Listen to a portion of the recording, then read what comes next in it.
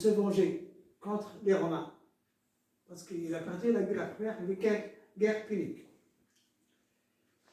Alors, Hannibal, il a eu l'idée de traverser l'Espagne, le sud de la France,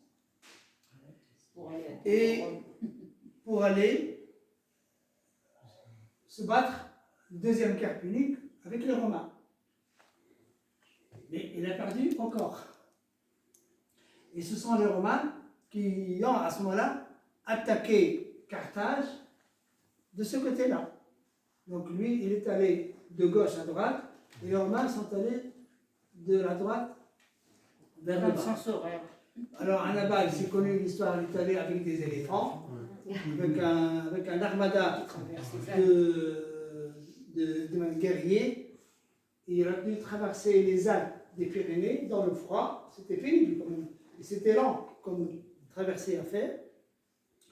Et puis, après les Carthaginois, il y a eu les Grecs et puis les Romains qui sont arrivés après, et les Vandales aussi, qui ont occupé l'Espagne, et puis les Wisigoths qui ont occupé l'Espagne après 3 siècles durant. C'était très long. Alors, pourquoi on appelle l'Andalousie? L'Andalousie, ce sont les Wisigoths finalement qui l'ont nommé. Le nom Andalousie n'existait pas. Les Wisigoths, avec la langue wisigothe, on dit Landa Halaust. Oui, enfin, ce n'est pas très visible ici. Landa Halaust. Landa, c'est le pays, et Halaust, c'est le tirage au sort. Parce que quand ils ont occupé l'Espagne, ils se sont partagés les terres au tirage au sort. Il y en a tellement de terres, ils se sont partagés au tirage au sort. Et c'est comme ça que le nom l'Andalousie est apparu, c'est Landa Halaust.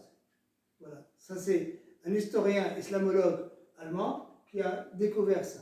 Donc le mot Andalousie, ce ne sont pas les ibéro-arabes qui l'ont inventé. Précisons donc langue germanique, puisque les Wisigoths parlaient une langue germanique. Tout à fait, tout à fait. Donc l'Andalousie, ce n'est pas un nom arabe, c'est déjà wisigoth avant. Alors bien sûr, il y a eu la conquête, bien l'occupation berbéro-arabe, avec Tariq ibn Ziyad, qui a traversé le Gibraltar. C'est pour ça qu'on appelle Jebel Tariq. Jebel Tariq, c'est le Gibraltar. Ils sont allés en 711 en Andalousie. Ils ont occupé petit à petit, et avec une armée de 13 000 hommes, une armée importante, bien sûr avec l'appui de Bagdad, et ils y sont restés 9 siècles. 9 siècles, c'est beaucoup. Pour occuper un pays pendant 9 siècles, c'est beaucoup. À tel point que les Espagnols nous ont appris à parler l'arabe. Par exemple, je vous donne un exemple. Le goudron en arabe, on dit qatran. Et on dit al-qatran, c'est-à-dire le goudron, al-qatran. Mais les Espagnols, quand ils ont pris le mot, ils ont pris le L avec. Alors eux, ils ont écrit donc al-qatran, L 2 fois. C'est le L espagnol et le L arabe. Oui. Et ça reste comme ça. Hein. Mais il y a même dans les conjugaisons, dans la composition des phrases, vous savez qu'en français on dit sujet, verbe, complément, on ne peut pas inverser. Hein. Mais en arabe, on peut jouer les deux. Hein. On peut dire, par exemple, Ali a écrit une lettre, mais on peut dire écrit Ali une lettre en arabe. Les Espagnols ils ont inventé aussi cette méthode de parler. Qui ne connaît pas les palais d'Alhambra? Très connu. La grande mosquée de Cordoue, la grande mosquée, ou bien église-mosquée de Cordoue, toutes les sculptures andalouses qui sont très belles, très connues, et la situation aussi universitaire en Andalousie, à tel point que le roi d'Angleterre et de Scandinavie, parce que l'Angleterre et la Scandinavie étaient un seul royaume, ils ont envoyé leurs enfants à étudier en Andalousie. Et ça, c'est une lettre du roi d'Angleterre et d'Andalousie de remerciement au calife Hichem du royaume d'Andalousie pour le remercier et pour bien s'occuper de leurs enfants anglais qui étaient étudiants en Andalousie. Alors bien sûr, à partir de 1031, il y a eu un effondrement du califat. Et puis, bien sûr, après la chute de Grenade, entre-temps, il y a eu une rupture de ce califat. Il y a eu 25 taïfas. Taïfa, ça vient de l'arabe tawif, c'est comme on dit des petits califats. Il y a eu 25. Ils ne sont plus unis. Ce n'est pas un seul califat qui gère tout ça.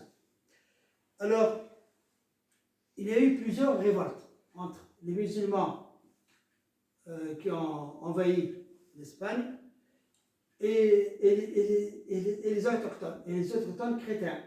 Il y a eu plusieurs révoltes pendant un siècle. Et la dernière et la plus importante révolte, c'est la révolte de Alpujarest en Espagne. Elle a eu lieu en 1500 environ. C'est la plus sanglante. Alors, ça a duré un siècle pratiquement. Il y a eu plusieurs exils, petit à petit, mais la plus importante, c'est la dernière. C'est en 1609. C'est là qu'il y a eu la plus importante. Et là, il y a eu un décret de l'Église en 1502 pour demander à ces musulmans de se convertir au christianisme. Il y a bien sûr une certaine réticence, mais ils ont demandé, disons, gentiment. Puis ils ont résisté un peu.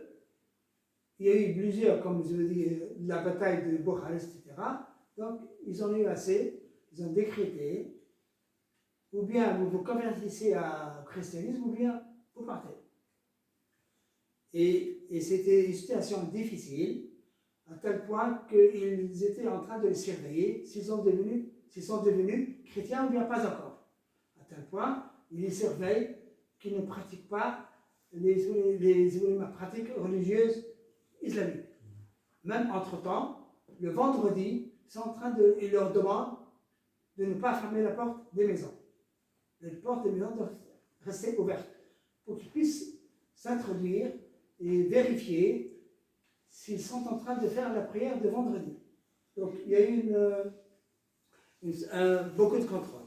Bon, il y en a qui se sont convertis, bien sûr.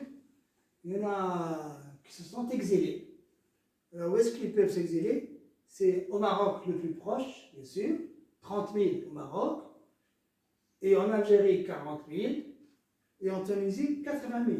La Tunisie c'est beaucoup plus petit que l'Algérie, c'est beaucoup plus petit que le Maroc. Mais 40 000, pourquoi? Parce que le royaume était à ce moment-là sous la tutelle des Ottomans, de la Turquie. Les Ottomans soutiennent beaucoup les Andalous, donc ils les ont accueillis à bras ouverts, ils les ont encouragés, ils leur ont même facilité, ils leur ont même donné des terrains, et ils sont exempts de taxes. À tel point que ça fait des jaloux tunisiens autochtones. Donc ils ont été facilités. Alors voilà les villes dans lesquelles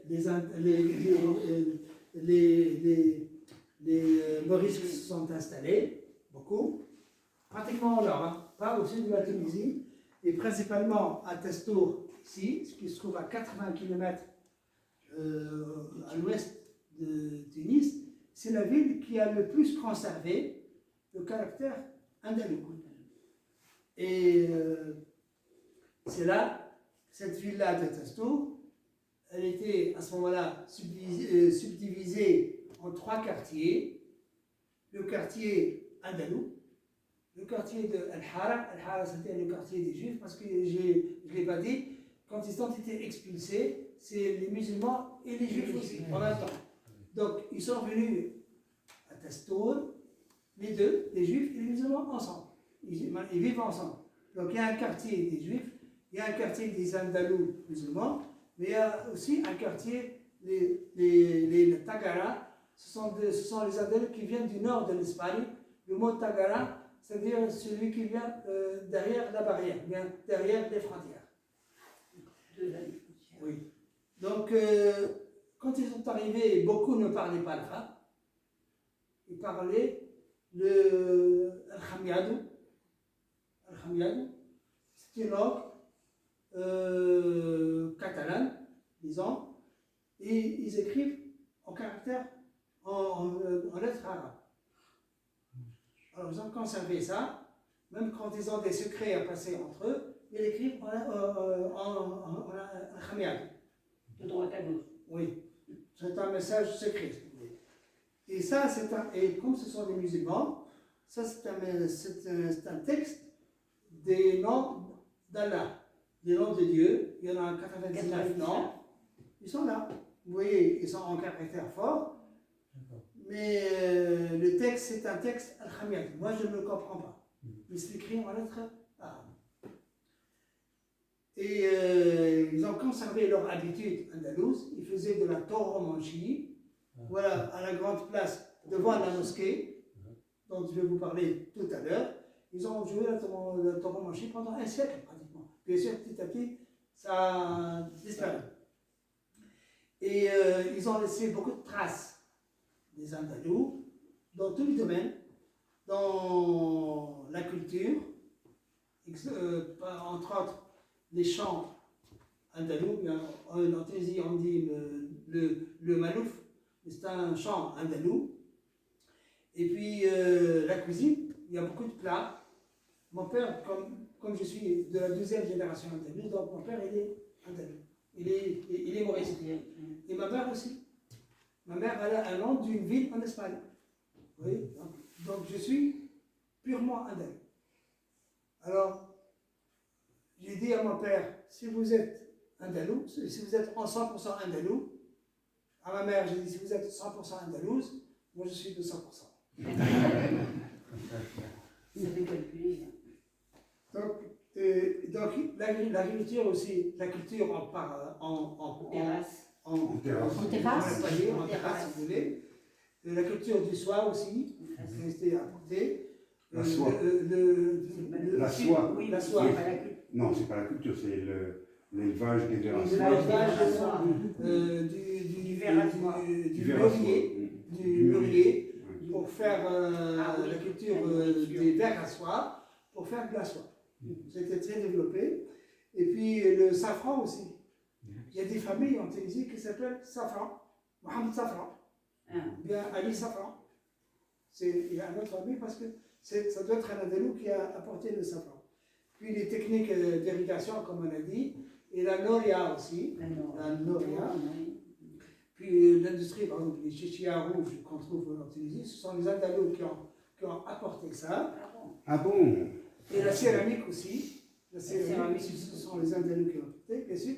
Et l'architecture, tous les décors, les voûtes, tout ça, les décorations qui sont principalement andalouses. Voilà, très rapidement, ce qu'ils ont apporté avec eux.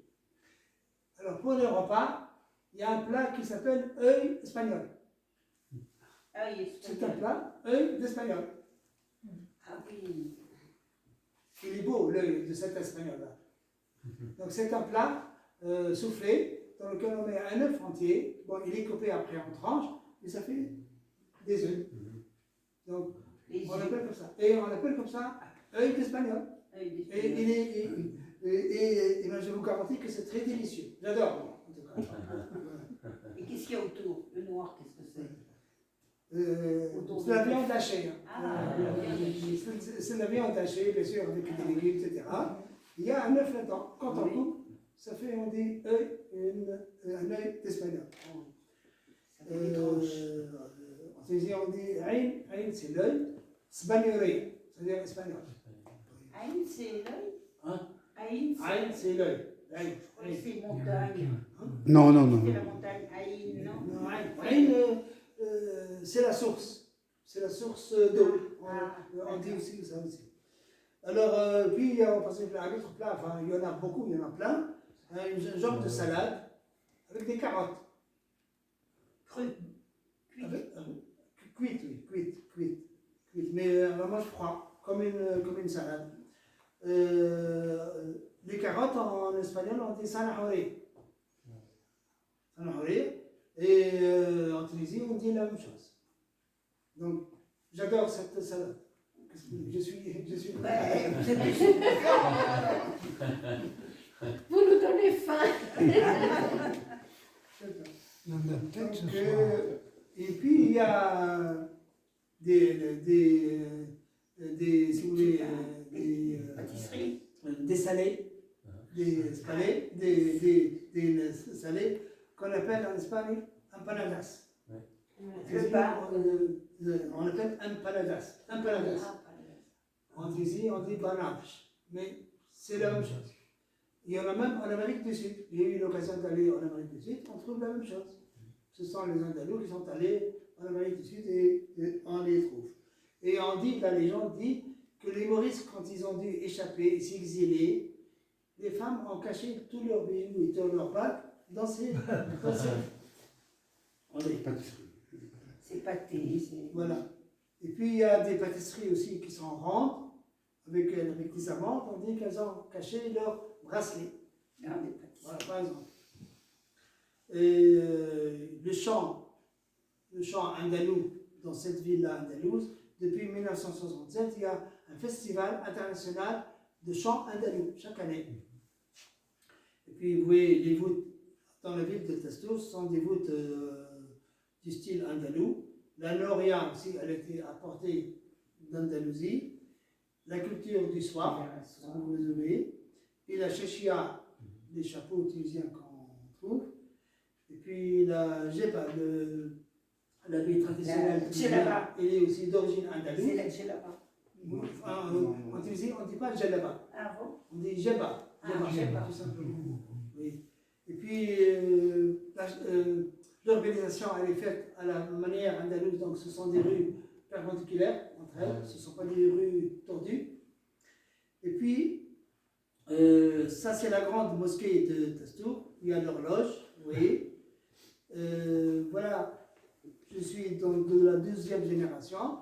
Quand je suis parti à la retraite, parce que mon père parlait beaucoup d'andalousien, je me suis dit, je vais aller chercher la tombe de mon premier arrière-grand-père. J'ai pris la voiture, je suis allé à Testo. Ça c'est mon petit-fils, ça c'est mon fils, ça c'est moi, et le reste, et mon premier arrière-grand-père il est là, il est décédé en 1708. Je suis allé chercher sa tombe. On m'a dit qu'elle est toujours là. Donc je suis allé chercher. Comme avant, on ne mettait jamais de nom des femmes. Il n'y a pas de nom. J'ai mis une année pour la trouver. Avec 3 témoins qui ont dit la même chose, qui ne se connaissent pas. Parce qu'il était connu à ce moment-là, à Testo. Alors, les historiens, ils parlent de mon premier arrière-grand-père, qui est décédé en 1708 et qui est enterré à Testo. Ils ont dit qu'il a écrit 12 ouvrages manuscrits à la main qui sont encore conservés à la Bibliothèque nationale de Tunis. Il y en a même quelques exemplaires, des copies, qui se trouvent ailleurs, à l'étranger. Il y a une copie qui se trouve à la bibliothèque de Moscou, la bibliothèque de Lénine à Moscou, avec les références, les numéros et tout ça. Donc si on va à la bibliothèque, donc si on va à la bibliothèque de Moscou, on donne la référence, on peut trouver ce manuscrit écrit en arabe, avec cette manuel. Il y a un autre aussi exemplaire, une copie bien sûr, ce n'est pas une photocopie, mais c'est une copie vraie, qui se trouve à la bibliothèque de Damas. Donc elle est là. Donc il y a beaucoup de documents inscrits qui ont été conservés. Alors je me suis dit, je vais aller chercher son tombeau encore. J'ai pris la voiture. Donc il a écrit, voilà, l'un des manuscrits. Ça, ce sont des prêches à la mosquée de Testo. C'est un livre qui a été écrit il y a plus de 2 siècles, en manuscrit. Voilà la Bibliothèque nationale où tous les manuscrits sont conservés. Et puis, je suis allé donc à la recherche de mon premier arrière-grand-père. Je l'ai trouvé. Je l'ai trouvé après une année. Et en faisant la remise en état, la réhabilitation de la tombe, bien sûr, il n'y avait pas de panneau, pas de nom, rien du tout. J'ai fait un grand panneau où il y a sa date de naissance, sa date de décès et ce qu'il a fait. C'est un petit CV de mon grand-père. Comme ça, on ne va jamais l'oublier. Et quand j'ai refait la tombe, je l'ai mis en béton armé. Personne ne peut l'ouvrir ou bien l'occuper. Voilà. Alors, pendant ces travaux, je faisais la navette Tunis-Tastour 80 km et je suivais les travaux du maçon, du tâcheron. Et où est-ce que je vais m'asseoir? Je vais m'asseoir au café devant la mosquée où mon premier arrière-grand-père a prêché. Alors, donc je m'assois au café ici, devant la mosquée, et j'ai remarqué qu'il y a une horloge qui ne marche pas. Il n'y a pas d'aiguille. Il y a 1, 2, 3, 4, 5, 6, 7, 8, 9, 10, 12, c'est tout. À tel point que, comme il n'y a pas d'aiguille, on ne s'aperçoit presque pas qu'il y a une horloge. Parfois, les gens pensent que c'est une décoration. Mais c'est une horloge. Il n'y a pas d'aiguille. Comme je suis de formation ingénieur, je n'aime pas les machines qui sont en panne. Donc, je me suis dit, il faut la réparer. Il n'y a personne qui l'a réparée, mais moi, je vais le faire. Alors, donc, elle s'est arrêtée pendant 3 siècles. C'est beaucoup quand même. C'est un peu comme les gens de la grotte. Je ne sais pas si vous les connaissez. Les gens qui se sont cachés dans une grotte. C'est un miracle. Et il y a une toile d'araignée qui s'est installée en 1 seconde. C'est un miracle. Ils sont cachés, ils ont dormi. Bien, comment on appelle ça? Les sept dormants, peut-être, on appelle ça. Dormeur. Ah oui, les 7 dormeurs. Donc, ils se sont réveillés après 3 siècles. Moi, je dis que l'horloge de Tastour, elle a fait comme les 7 dormeurs. Donc, ça, c'est un minaret de l'ancienne mosquée de Séville. Je me suis pris Séville. Je ne suis pas caché ici. Mais c'est la première fois de ma vie que je me prends en selfie. C'était difficile. D'ailleurs, jusqu'à maintenant, j'ai des difficultés à me prendre en selfie. Voilà l'ancienne horloge qui était installée dans un placard, mais elle a été enlevée en 1945. Voilà la rue où il y a la mosquée, l'horloge, et ça c'est la rue El Koundi. C'est la rue de mon premier arrière-grand-père. Et ces deux-là, c'est ma petite fille, c'est mon petit-fils. Voilà. Alors, je me suis dit, j'ai fait un bon article de presse. J'ai dit, l'horloge de Tastour appelle au secours. Il n'y a personne qui s'en est occupé.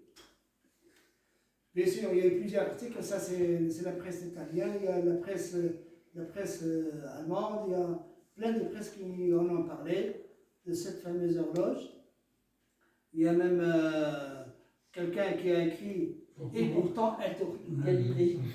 Cette horloge. Pourtant, on ne sait pas ce qu'il que Galilée. Et pourtant, elle tourne. Bon, qu'est-ce qu'on a fait? On a discuté avec la société civile, avec les associations. J'ai contacté le président de l'association de sauvegarde de la ville de Tastour. Parce qu'il y a une association de sauvegarde de la ville. En principe, c'est sa tâche. Lui, il devrait remettre en état des choses qui ont une valeur, qui devraient être mises en marche. Je lui ai dit, mais pourquoi vous n'avez pas réparé cette horloge? Il a dit, depuis que je suis né, elle est comme ça. Je lui ai dit, mais votre papa ne vous a pas dit de réparer cette horloge? Il dit, mon papa aussi, depuis qu'il est né, elle est comme ça. Alors, imaginez-vous qu'il y a eu 12 papas comme ça. 12 générations où l'horloge était en panne. Alors, on a fait une collecte. Donc, c'est la société civile. On a collecté de l'argent. pour financer cette action. Bien sûr, en tant qu'ingénieur, j'ai fait des consultations, j'ai fait une étude, je suis monté dans le minaret une vingtaine de fois pour mesurer, pour calculer, pour vérifier si tout va bien, si on peut mettre Combien ça. de marches? 80 marches. Alors j'arrive là-bas essoufflé. Il n'y a pas d'ascenseur. Hein. Donc, j'ai fait des consultations, j'ai donné toutes les caractéristiques de cette horloge, comment elle doit être, et elle doit tourner à l'envers. J'en ai envoyé partout, en Allemagne, en Suisse, en Italie, en France, en partout. J'ai reçu des réponses pratiquement équivalentes, à peu près 3 000 € pour une horloge comme ça importante, c'est bon, ça vaut le coup. Donc on a ramassé cet argent, on a passé commande. Le directeur de l'usine qui fabrique ces horloges d'édifices publics, 15 jours après, il m'a téléphoné. Depuis Paris, depuis où? Depuis Paris. Ah, de Paris. Il me dit, Monsieur Kondi, pourquoi ça tourne à l'envers? À ce moment-là, je n'étais pas très informé. Mais entre-temps, je me suis documenté. J'ai fait presque une étude pour ça. J'ai dit parce que ça a été fait par les Andalous. Et on écrit en arabe, et c'est de droite à gauche, donc ça tourne de droite à gauche. Je l'ai convaincu comme ça. Bon, il a fabriqué. Alors je lui ai dit, quand vous allez faire le sens inverse, est-ce qu'il faut payer un supplément? Il a dit non. Alors j'ai dit tant mieux. Alors finalement, il a fabriqué cette horloge, on l'a fait venir, et on l'a installé nous-mêmes. On a cherché un technicien, pas spécialement d'horlogerie, mais un technicien normal, et on a suivi les documents de mise en marche d'installation, et on l'a réinstallé. Alors, bien sûr, c'est un événement quand même historique, parce que c'était une horloge qui a dormi pendant 3 siècles, et on a fait une pancarte devant la mosquée, en 5 langues, dans laquelle on a mis que l'horloge a été construite en 1671 et que peut-être en 1671 et elle a été installée, mais qu'elle a été réhabilitée en 2014. On a mis la date le 20 décembre 2014 et que moi je suis l'initiateur de cette opération. Alors voilà l'horloge. Le minaret il est beau, hein? Très beau minaret. Il tourne à l'envers, hein? C'est la même chose que ça là. Tout à fait. Il est magnifique. Le minaret il est magnifique. Alors vous savez que les Andalous sont un peu superstitieux. Ils ont peur quand même. Alors ce qu'ils ont fait, ils mettent un passant. D'habitude, quand on est superstitieux, on met un passant à l'entrée de à l'entrée de la maison, par exemple, comme en grec aussi. En Grèce, on fait ça. Ou bien on met un œuf, comme en Turquie. Turquie aussi. Et puis La main de Fatma. les 5 doigts de Fatma, on dit. Alors, là-bas, ils ont fait quelque chose, les Andalous. Ils ont mis quelque chose ici en haut. Je suis monté, moi. Je vous dis 20 fois. Donc, je suis monté de là jusqu'à là-bas. Et j'ai trouvé qu'ils ont fait quelque chose qui est ça. Ils ont mis un carreau à l'envers. Ils ont fait un défaut.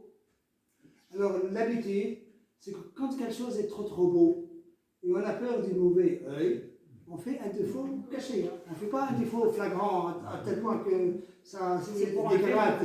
Non, on le fait discrètement. Mais le défaut, il est là. Alors, quand quelqu'un rentre et dit c'est très beau, c'est magnifique, etc., mais non, il y a un défaut là-bas. Voilà. Donc, comme par exemple, dans la Méditerranée, ça existe des choses comme ça. Ouais. Je suis allé à Malte, par exemple, dans les églises, il y a 2 tours, il y a une horloge, juste une horloge fausse. J'ai demandé pourquoi vous faites une horloge fausse, à quoi ça sert. Il dit si jamais Satan il veut faire une gaffe là-bas, il va se tromper d'heure. Je profite de l'interruption pour parler de Saint Jean-Baptiste à Bastia. Il y a une horloge, mais on voit sur l'autre clocher, il y a l'emplacement pour la deuxième, qui n'a jamais été mise. Alors c'est peut-être le même principe. Alors, je vais vous parler rapidement, malgré que je ne suis pas spécialiste d'horlogerie. Donc, les horloges, les premières installations de mesure de temps, c'était les gnomons, donc ce sont les horloges solaires. Vous voyez. Donc, dans les mosquées, en général, il y en a plein d'horloges solaires.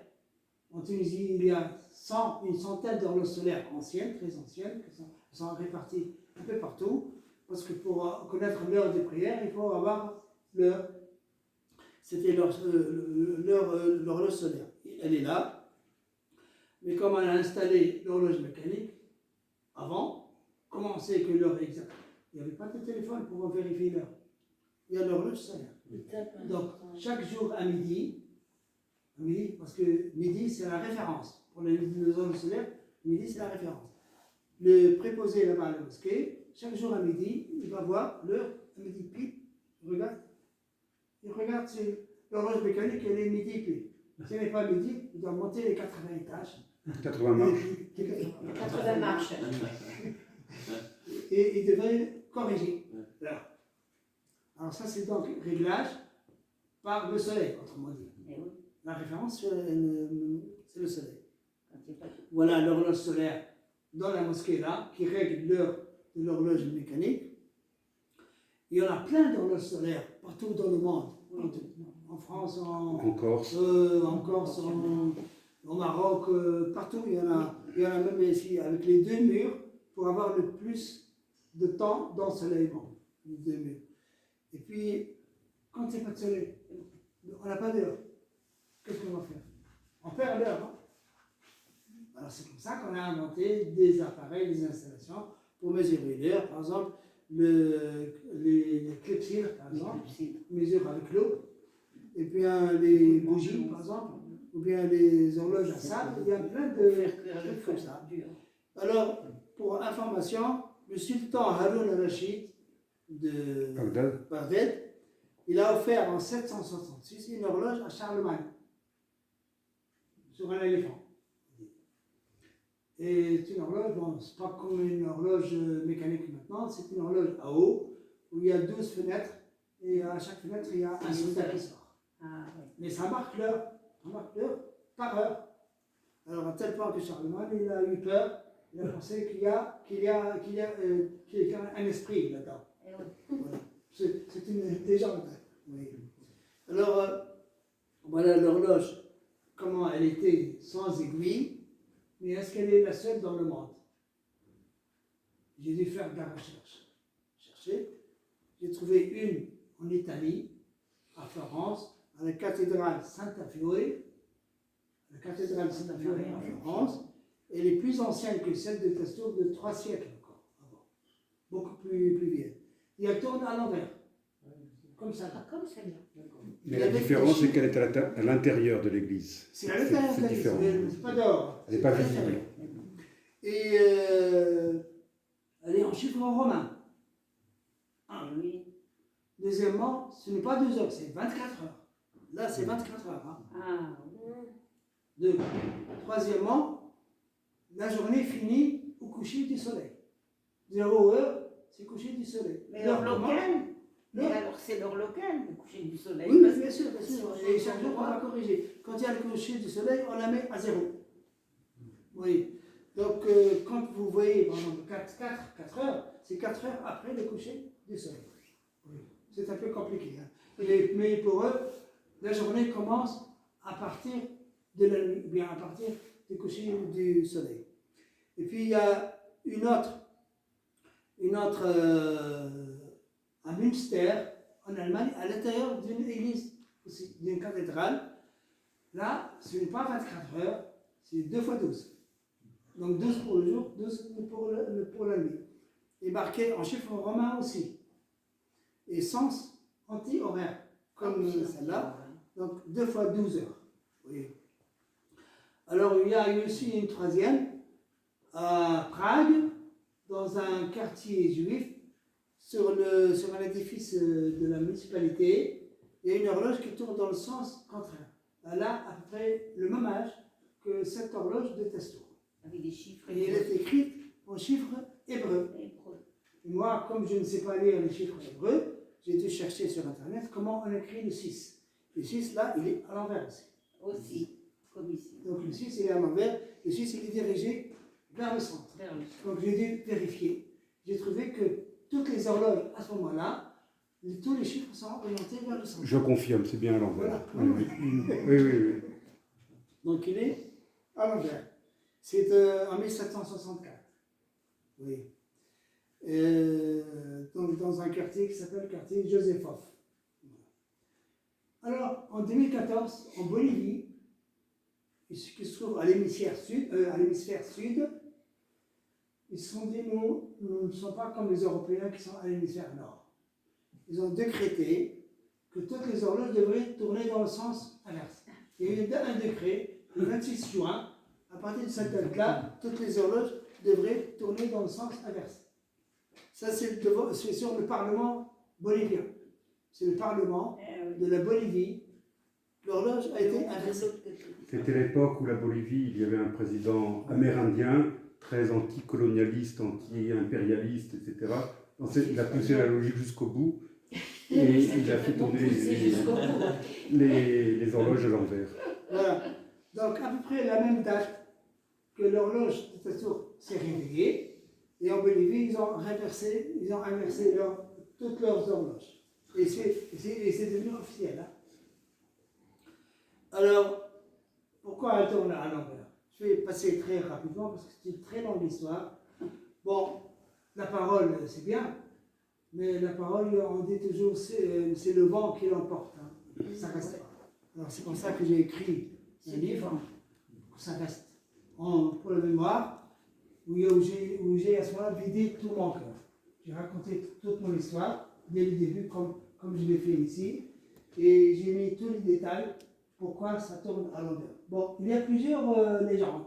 La première légende, on dit que les Andalous, quand ils sont arrivés à Tastour, ils ont eu beaucoup de nostalgie des terres qu'ils ont laissées en Andalousie et des biens qu'ils ont laissés, et ils voulaient retourner. Alors, ils vont inverser l'heure, ils ont inversé, pour espérer d'inverser le temps, de retourner en marche arrière.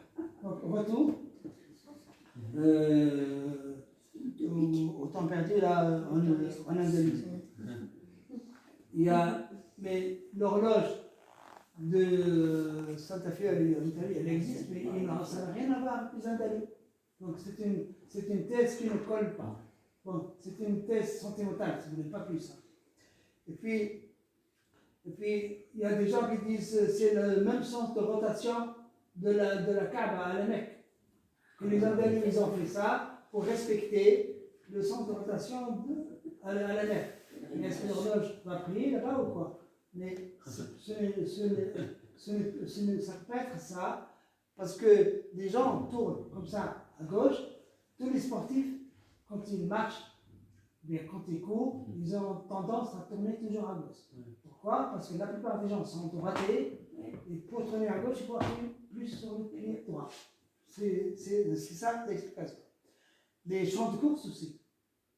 On tourne toujours à gauche. Si vous allez faire attention, vous allez voir, et même dans les hippodromes, ils tournent comme ça. Et même le patinage aussi, ils tournent toujours comme ça. Dans le monde entier, c'est comme ça. Pour tourner, c'est plus facile de tourner à gauche.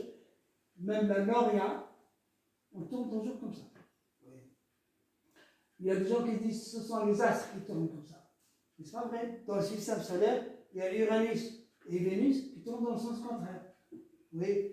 Il y a des gens qui disent que c'est la circulation sanguine. Mais on en a deux. Il y en a qui tournent comme ça, l'autre qui tourne dans l'autre sens. Oui. Alors voilà, c'est une horloge qui se trouve à la capitale de Tunis, pas très loin du palais du gouvernement, une horloge solaire. Donc, ce que je voulais dire, c'est que midi, c'est la référence. Et quand on dit l'heure, parfois pour dire il est 11 heures, on ne dit pas il est 11 heures, on dit il reste encore une heure. Ah, pour finir. Ou bien pour dire 2 heures, on dit 2 heures passées. 2 heures passées toujours par rapport à midi. Alors, on a installé de nouvelles aiguilles, bien sûr, qui résistent souvent de violon, et on l'a fait relier au satellite. Avant, c'était, disons, réglée avec l'heure solaire, avec l'horloge solaire. Maintenant, elle est réglée avec le satellite. Donc, elle marche toute seule. Et c'est le satellite qui la règle et qui la met à l'heure. Il y a une fois le ministre le ministre, comment dire, pas de la religion, Des cultes. des cultes, voilà. Il est venu, par hasard, j'étais là-bas. Donc, je lui ai dit, monsieur le ministre, avant, on réglait l'heure avec le soleil, maintenant, on règle l'heure avec la lune. Parce que la traduction satellite, c'est lune artificielle. Il dit, voilà, vous voyez, entre le soleil et la lune, on ne peut pas échapper. On doit toujours se régler avec ça. Donc, voilà, en gros, très rapidement. Alors, pour terminer, pensez petit, peut-être pour vous, peut-être ne pas bien voir, pour faire un test, de lire l'heure qui se trouve à l'horloge de Testo. Donc, il est là, par exemple, il est 9h40, donc c'est toujours une lecture à l'envers, comme ici sur cette horloge. Alors, on se rend compte qu'il y a eu plusieurs rois, depuis que cette horloge a été construite, il y a eu plusieurs rois, bien plusieurs bey ont utilisé, il n'y a personne qui a eu l'idée de réparer cette horloge. Elle est restée comme ça. Et ça me rappelle un peu l'histoire de l'histoire des 7 torments. Alors, donc, elle a dormi et elle s'est réveillée le 20 avril 2014. C'est à ce moment-là qu'elle s'est réveillée. Voilà, la remise en tête de cette horloge, c'est une action bénévole du citoyen, c'est une action de solidarité du citoyen. Ça, c'est mon petit-fils. On lui a donné 20 dinars. 10 dinars et 10 dinars. On lui dit, tu dois les mettre dans l'urne, dans le vote. Il dit non, c'est mon argent. Il a fallu discuter. Donner, c'est donner. Ça vous rappelle quelque chose? Oui, il y a une expression, donner, c'est donner. Alors, il a fallu discuter, marchander avec lui. Il dit, bon, alors tu mets 10, et l'autre dit, tu les mets chez toi. Il a accepté, il a mis, mais malgré tout, il n'est pas tout à fait content. Hein. Donc, voilà, c'est le livre que j'ai écrit, il est là. Il est traduit aussi en arabe. Il y a aussi une autre édition. Et il y a une édition anglaise qui est en cours, qui n'est pas encore prête. Et voilà, merci pour votre attention. Merci à vous. J'espère que ce n'est pas trop long pour vous. Surtout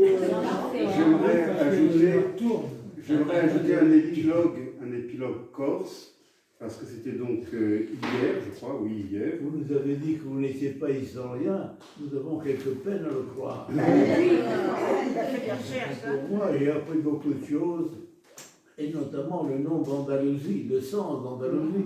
Je m'imaginais que c'était les Vandales qui avaient donné à l'Andalousie ce nom. Maintenant, je sais que ce n'est pas ça. Alors, l'épilogue corse, c'était hier. J'ai fait visiter Bastia à M. Fundi et nos pas nous ont amenés naturellement au Palais des Gouverneurs à Bastia. Et vu qu'il était midi, on a été chassé du musée parce que le musée fermait. On avait faim, on s'est installé à la terrasse du San Piero qui fait face au Palais des Gouverneurs. Et je lui ai fait remarquer qu'il y avait une horloge solaire.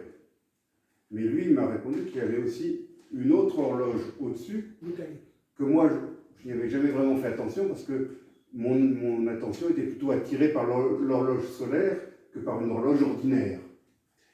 Et nous avons constaté qu'elle n'était pas à l'heure, l'horloge normale. Et on a demandé au tenancier du San Piero si elle était en panne. Il a dit, oh, elle a toujours été en panne.